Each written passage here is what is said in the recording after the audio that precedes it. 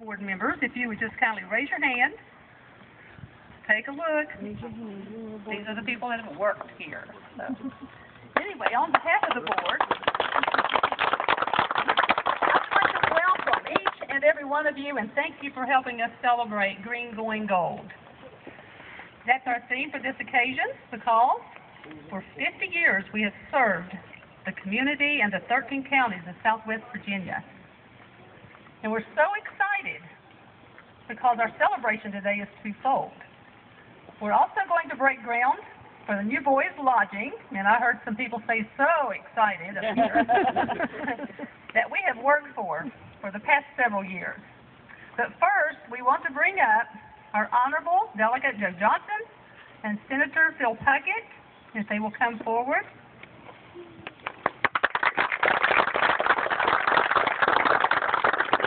Sure. Thank you. It's a joy and pleasure for me to be here with Senator Puckett to present this resolution. I was telling Mr. Blair Keller and some of them at the dinner table while I was eating about many years ago. I won't tell you how old I am, but I can remember passing down the road. My father and mother, of course, were tenant farmers, and on Saturdays we would bring our butter and eggs and chickens to Abingdon to swap to get coffee and sugar and things like that.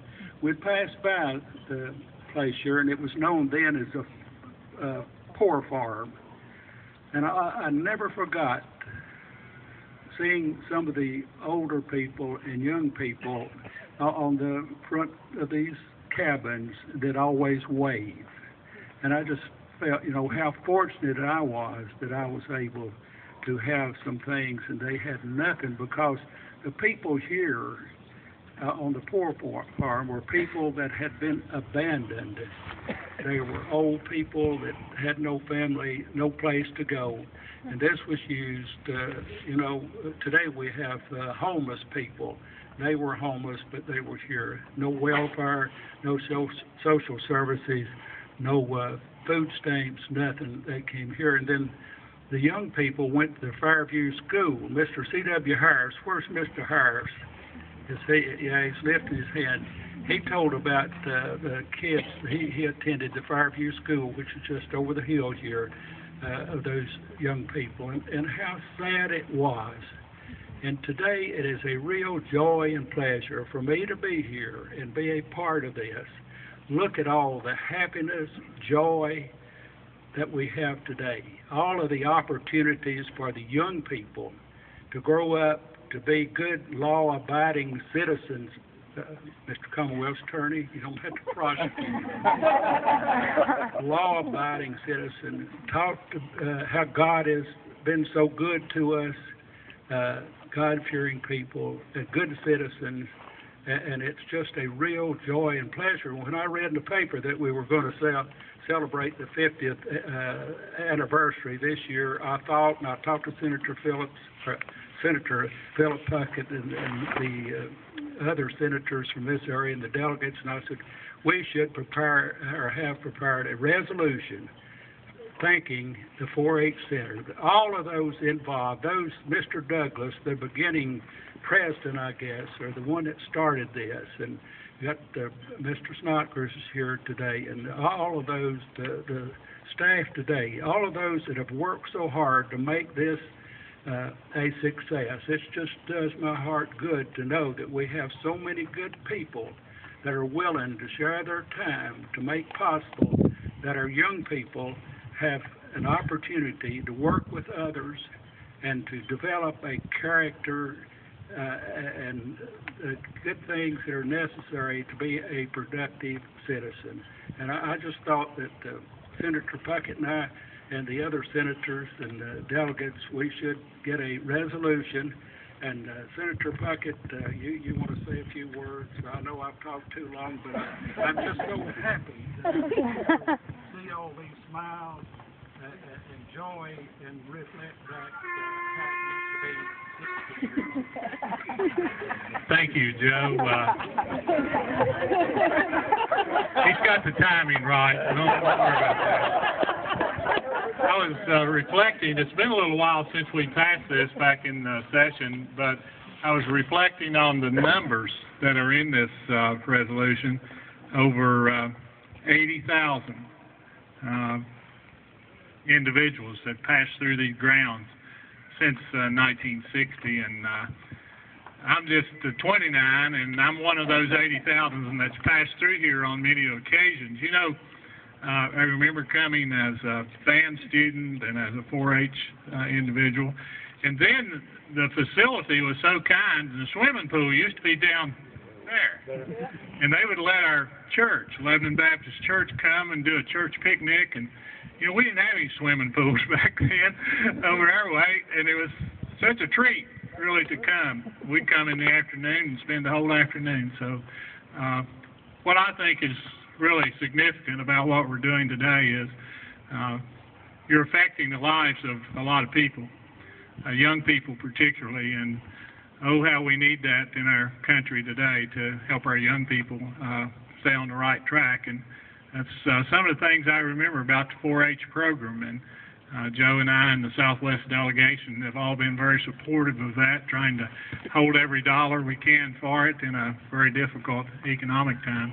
But the issue today is just to say thank you and congratulations. And I think about the things that are ahead of us, and I'm reminded that if they're half as good as the things that were behind us here at this facility, we've got a lot to look forward to. So it's a privilege to be here today, and thank you again for letting us share in this event.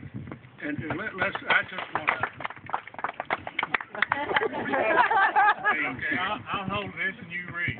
Okay, whereas in 1958, Washington County, Virginia, donated the former county Poor Farm for the establishment of a Southwest Virginia 4-H Educational Center, and within a few years the educational facility was completed in Abingdon, and as Senator Bucket has mentioned, 80,000 campers.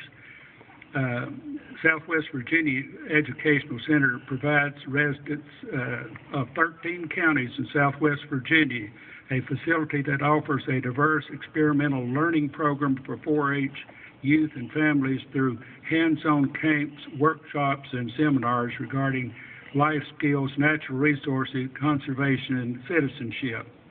Whereas the economy of Southwest Virginia changes, the Southwest Virginia 4-H Educational Center has responded with an expanded program to assist colleges and universities, job corps, centers, and public schools in providing additional career training.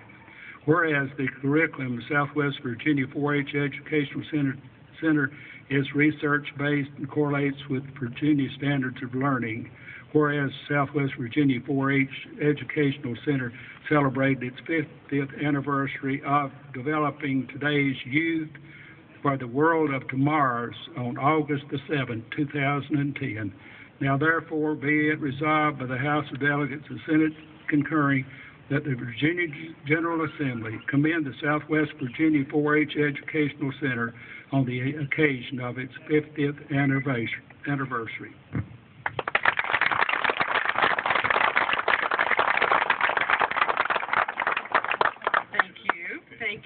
Thank you so much for bringing recognition to the 4-H Center.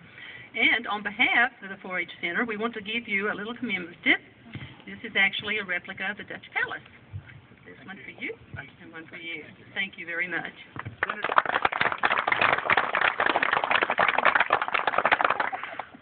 No, I've set it up.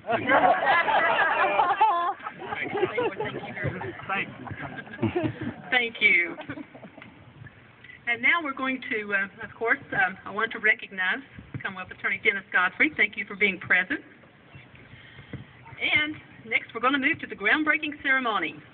And it is through the donations and support of each and every one of you and the generosity of the local businesses, the local government, that we have come to this exciting point in realizing our plans for this facility.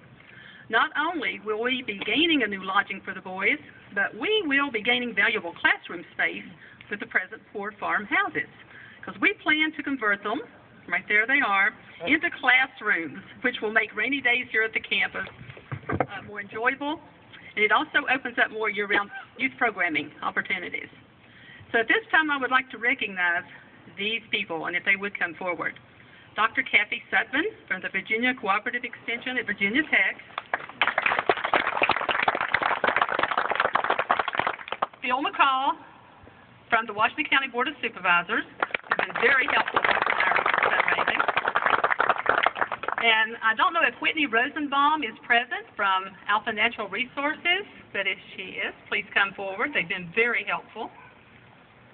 Lowe's manager at Exit 19, Chris Bayer. They're going to be taking the 4-H Center as their hero project. So this is wonderful. Daniel Collins, 4-H agent from Grayson County. Woo! He is the chairman of our development committee. And is there anyone from Smith County present? Well, we might just have a representative there. Actually, I want to recognize Smith County because out of the 13 counties, now we had a challenge going on to reach a monetary goal, and Smith County was the only one to do that, and they actually exceeded their goal. So we want to recognize Smith County. Okay. Next, I want to recognize Charlie Day from Beeson & Beeson Architect because he designed the plans.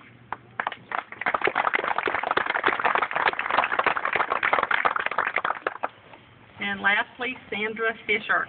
Actually, Sandra's our camp director. She does a fabulous job. We couldn't do without her. We don't want to lose her, ever.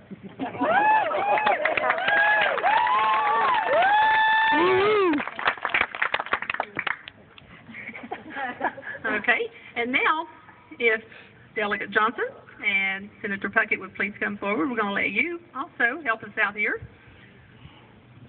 And if anyone would like to say a few words, I'm going to pass the microphone to them. Anyone want to say something? Anyone want to? While we're getting in place with the shovels, I would like to say on behalf of Virginia 4-H, we really appreciate all the hard work and the efforts gone into raising the money to begin the work on this building that's much needed and has been needed for many years. When I was a camper here, it was needed at that time. So it's wonderful that finally the vision of this group that's coming to realization.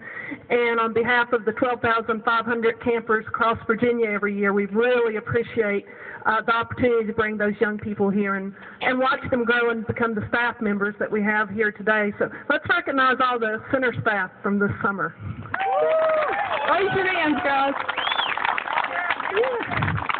And we really appreciate them staying an extra day beyond their employment to help us here with this celebration. And we really do appreciate all that you do on behalf of our young people. Thank you very much.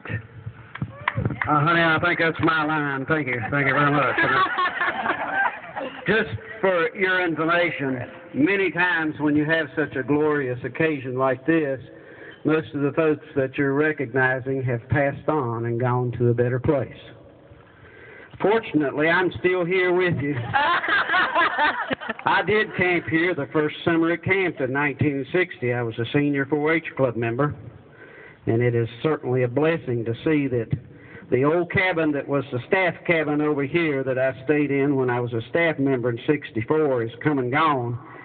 And these cabins that I stayed in as a youngster, they will soon be in another function. And it's going to be a glorious occasion when I'm still here to be able to see this new facility as long as we can get it built in the next 3-4 years. Hopefully I will be here that long. Thank you. And that was Fred Herndon. Okay, crew, are you ready? Anyone else want to say a few words first? Oh, no, you do. Okay, I will join them. Hang on. Yay. Can you do it?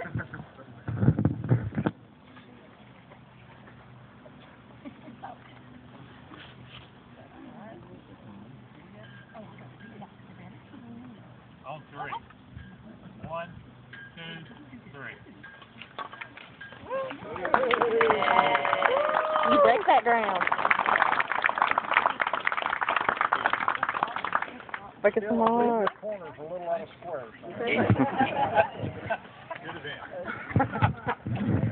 Okay, now if you want to take a look at the plans, they are on display right here on the easels, and you can talk with Charlie Day if you have any questions about